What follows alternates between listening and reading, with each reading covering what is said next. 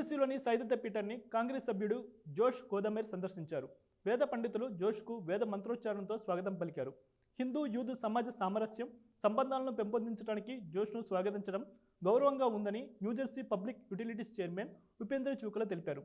ఈ సందర్భంగా ఆలయ విశేషాలు, భారతీయ సంప్రదాయాలను జోష్కు వివరించారు.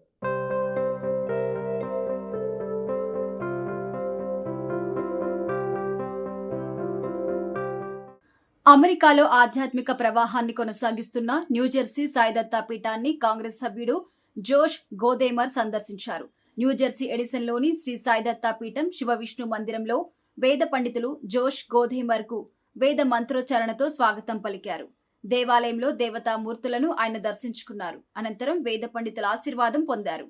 సాయిదత్తా పీఠం ప్రధాన అర్చకులు Raghu Sharma Sankaramanchi, New Jersey public utilities chairman Upendra Chivukula, ఆలయ బోర్డు డైరెక్టర్లు, స్టాఫ్, వాలంటీర్లు కాంగ్రెస్ సభ్యుల్ని కలిసి తమ ఆనందం వ్యక్తం చేశారు.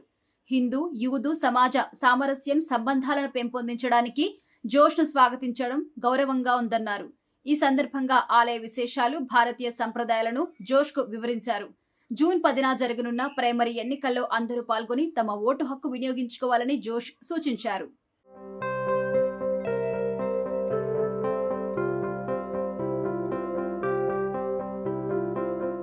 Please keep watch and subscribe US1 TV.